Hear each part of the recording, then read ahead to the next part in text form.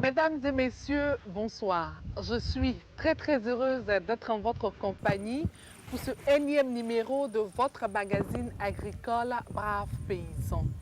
En ce début d'année, permettez-moi avant tout propos de souhaiter une bonne et heureuse année à toute la nation ivoirienne, mais en particulier à tous les braves paysans de la Côte d'Ivoire et aussi à tous ceux qui nous suivent depuis l'étranger. Aujourd'hui, nous avons décidé de vous parler de l'ananas depuis la plantation jusqu'à l'exportation. Un produit qui autrefois occupait le premier rang au niveau mondial. Qu'en est-il aujourd'hui? Pour en savoir plus, suivez-moi.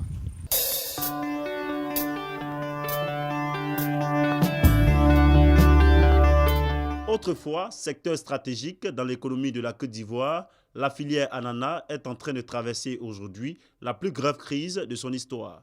En effet, premier fournisseur mondial d'ananas frais en Europe, avec une production moyenne annuelle de 200 000 tonnes dans les années 90, la Côte d'Ivoire ne produit à ce jour que quelques 80 000 tonnes d'ananas par an. Du coup, ce sont plus de 3 000 familles et 30 000 emplois qui sont ainsi menacés par les difficultés auxquelles la filière est confrontée. Une grave crise dont les causes sont multiples. Comment est donc organisée la filière? Quelles sont les conditions de travail des petits producteurs? Pour mieux comprendre, nous nous sommes rendus à Bonois, cité de l'ananas en Côte d'Ivoire. À Bonois, nous avons rencontré des acteurs importants de la filière. Kofi Antoine, chef de service technique d'une coopérative d'ananas, nous parle de la démarche pour la création d'une plantation d'ananas et les normes techniques de production. Nous sommes sur le bloc Médina. Médina parce que c'est le nom du village qu'on a pris pour mettre sur le site. On est sur le bloc Médina de 32 hectares, dont 4 planteurs qui travaillent sur ce bloc. Mais nous sommes précisément sur la parcelle de M. Akarma. Le bloc fait au total 32 hectares, divisé à ces 4 planteurs. Mais la partie de M. Akarma fait 10 hectares de non plantés. Mais la partie plantée fait 9 hectares. Donc ça me fait 442 238 pieds. D'accord, d'ananas. D'ananas plantés. Okay. Donc ça fait 50 000 pieds à l'hectare. Tout à fait. Voilà. Ok. Et quel âge a cette plantation? La plantation, comme on n'a pas tout planté du coup, il y a ces différentes dates. La première parcelle, et où nous sommes en ce moment, ces deux parcelles ont été plantées en mars 2008. Et jusqu'en bas, ils viennent de faire le dernier planting dans ce mois de novembre. Depuis le 25 novembre, ça a été planté de l'autre côté. Donc, on peut dire que tout est fini. Le planting est fini maintenant. Mais jusqu'à ce qu'il arrive là-bas, comme je l'ai dit, on ne peut pas tout planter du coup. Donc, c'est au fur et à mesure. Et selon les moyens aussi du planteur. Et ici a été planté, voilà qu'ils viennent même d'hormoner, je ne sais pas, l'hormonage, c'est-à-dire c'est le produit qu'on met dans les rejets pour activer, pour permettre à la sortie des fleurs. La récolte ne sera pas... Même chose, non. Okay. La preuve, là-bas on vient de planter dans ce mois de novembre. Alors qu'ici, ils ont hormoné, c'est-à-dire ils ont mis le carbu depuis le 30 octobre. Vous voyez? Donc on ne peut pas... du coup les faire ensemble. Mais pour les gens qui ont de gros moyens, ils peuvent même planter ici là, en 1 mois, en 2 mois, en 3 mois, ça dépend de la possibilité financière. Ok. Voilà. Mais il faut environ combien de mois après la plantation, la récolte? À 9 mois déjà, on met le carbu et après le carbu, on met 5 mois pour récolter. 5 mois. Oui. Il fait 150 jours. Et ça, c'est quel type d'ananas? C'est la Cayenne lisse. Ok, c'est la seule variété? C'est la seule variété que nous utilisons, mais il y a des vitroplans, les M22. Il y a 3 bandes qui viennent d'être plantées, c'est du M22. Oui. Oui. C'est quoi la différence entre le M22 et... Le M22, c'est du vitroplan. Okay. C'est du vitroplan, alors que la Cayenne lisse, là, on l'a depuis que l'ananas est là, c'est ce qui est utilisé. Okay, donc vous, votre travail consiste à faire quoi? Nous encadrons les planteurs. On les suit. On appelle ça un encadrement rapproché. C'est nous qui donnons des conseils aux planteurs. C'est nous qui leur commandons même les engrais, les produits, pour pouvoir suivre la plantation jusqu'à la récolte. Adjobi Joseph est lui planteur, donc bien au fait des difficultés rencontrées par les petits producteurs. Pour démarrer une plantation d'ananas d'un hectare, il faut 4 millions. Oui, Parce les que 4 millions prennent en compte quoi? Bon, le terrain d'abord qu'il va louer à 100 000 francs, et il va payer des régés, qui voient 10 francs l'unité. Donc pour l'hectare, il faut 50 000 pieds. Et il aura le labour qui coûte aujourd'hui 50 000 francs.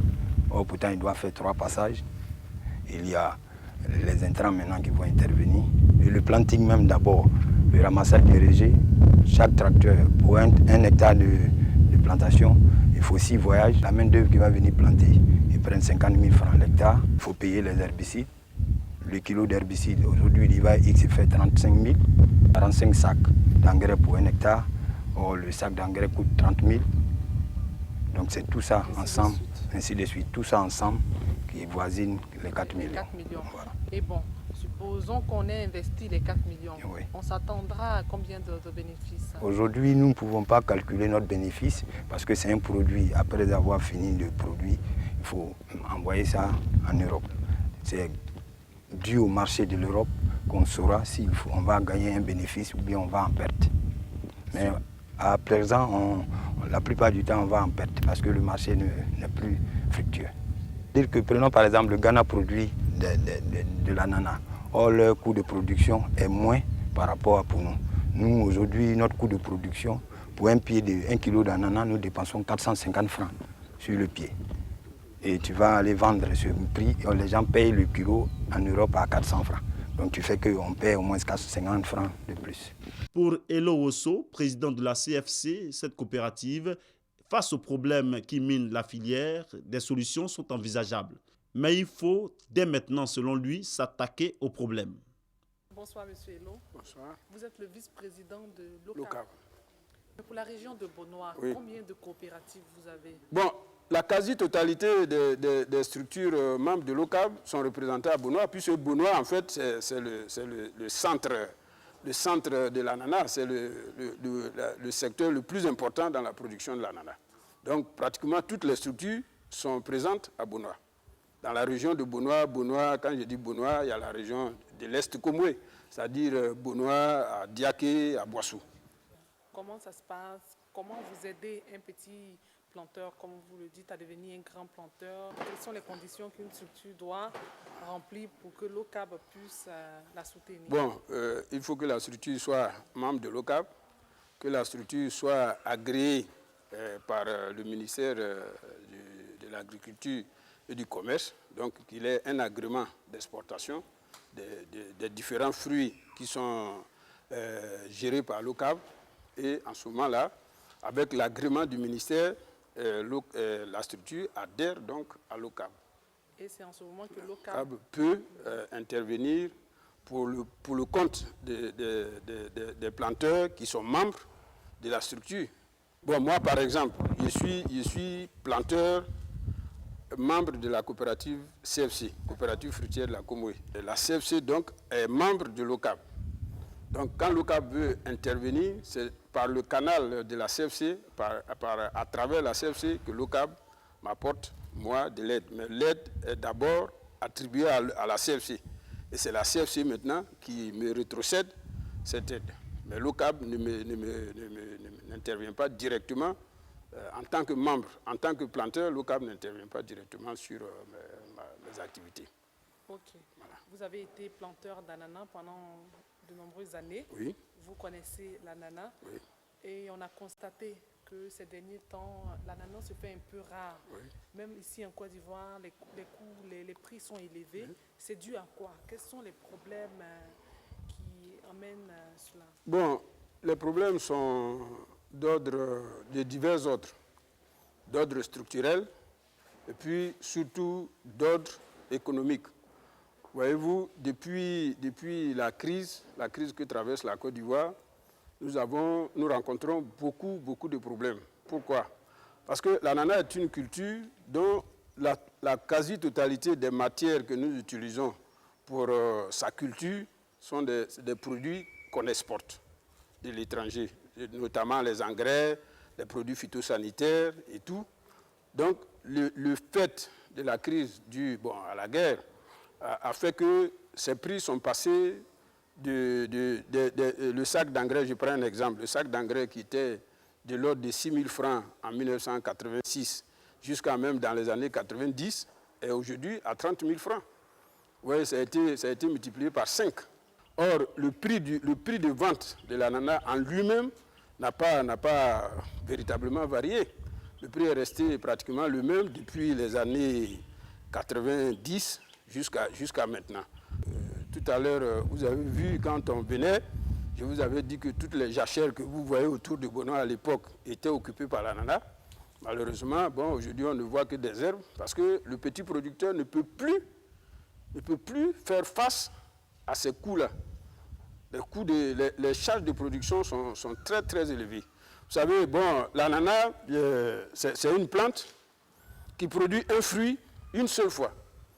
Mais c'est un fruit qui se produit après autour de 12 mois de travail, voire 18 mois, même des fois 20 mois pour ceux qui n'ont pas les moyens.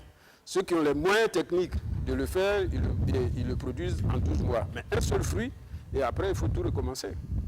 Donc vous voyez que ce n'est pas un travail facile.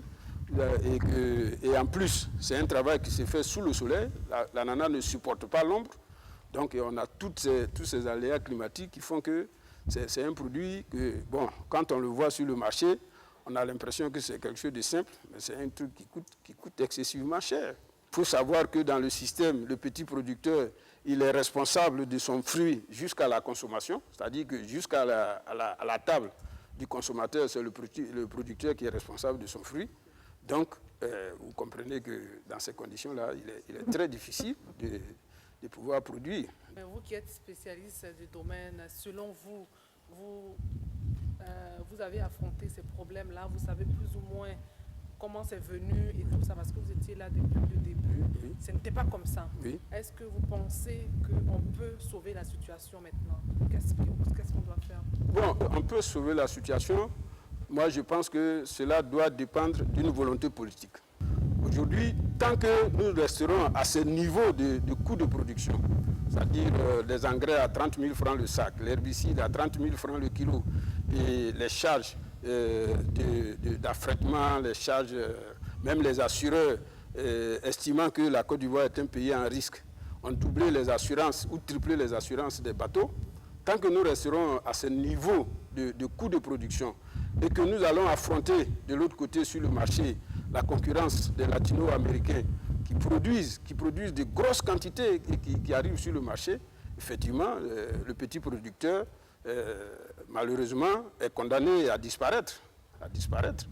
Si l'État, les autorités, nos autorités ne nous aident pas en faisant en sorte que nous puissions avoir des réductions sensibles sur nos coûts de production. Pour voir un peu, pour comprendre mieux la situation, est-ce que vous avez une idée de ce qu'on a perdu depuis que ces taux ont grimpé? Nous sommes passés de 200 000 tonnes d'ananas dans les années 99 à peine 80 000 tonnes en 2008.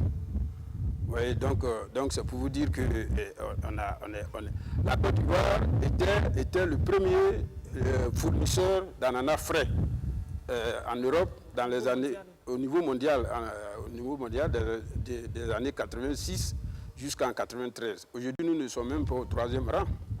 Donc ça veut dire qu'on a beaucoup perdu. Et c'est justement dû au fait que nous avons des coûts de production qui sont trop élevés et qui font que nous ne sommes plus pratiquement compétitifs sur le marché. Parce que aujourd'hui, quand vous arrivez sur le marché, les gens veulent manger de l'ananas, mais ils ont disons, une bourse à débourser pour l'ananas. Ce n'est pas parce que l'ananas viendrait de Côte d'Ivoire qu'ils vont le payer plus cher que l'ananas qui vient d'ailleurs. Il y a un prix sur le marché, mais lorsque vous avez un coût de production qui est nettement plus élevé que le concurrent, mais vous êtes condamné à disparaître. Je voudrais rendre un hommage appuyé au groupe privé AVA, parce que la tâche et la mission que ce groupe mène nous permettra peut-être de nous faire entendre des autorités aussi bien locales que nationales. Et je réitère mon appel pour dire aux autorités de vraiment se pencher sur le problème de l'ananas, parce que si l'ananas se meurt, Bounois, la région de Bounois et la région d'Adiaké et d'Aboisseau, et par ricochet d'autres régions, parce qu'il y a les transporteurs, il y a tout un groupe de gens qui viennent pour travailler dans la région, et qu'aujourd'hui, si l'ananas se meurt, vraiment, ça va être un drame. Ça va être un drame. Donc, nous savons tous que le pays traverse des moments difficiles, mais il ne faut pas qu'on nous laisse mourir. Il ne faut pas qu'on nous laisse mourir, qu'ils nous viennent en aide. C'est l'appel que je lance aux autorités, au nom de tous les petits producteurs de la région. Comme le témoignent les responsables de l'OCAB, l'Organisation centrale des producteurs exportateurs d'ananas et de bananes, la filière ananas est véritablement sinistrée. Pour ces acteurs, même si les événements sociopolitiques de ces 7 dernières années ont bouleversé le secteur en faisant reculer les investisseurs, il n'en demeure pas moins que d'autres raisons sont à prendre en compte. Avec Emmanuel Indoli, secrétaire exécutif de l'organisation centrale, nous allons apprendre à mieux cerner l'organisation de la filière avant d'aborder l'épineuse question du grand désarroi que connaissent les acteurs de la filière ananas. L'OCAB, contrairement aux autres entités qui l'ont précédée, est une association, donc elle ne pose pas d'acte de commerce. Et donc, en tant que telle, elle n'assume pas les fonctions de commercialisation des fruits à l'exportation. Cette activité importante dans notre circuit d'exportation est assurée par les entités exportatrices, c'est-à-dire les sociétés, les coopératives, etc., etc. Elle a pour objectif d'accompagner les producteurs à produire et à exporter sur le marché international. Notre secteur d'activité aujourd'hui a des problèmes. Vous savez que ce soit l'ananas, la banane ou la mangue ou la papaye, ces 4 produits vivent, si vous voulez, en synergie.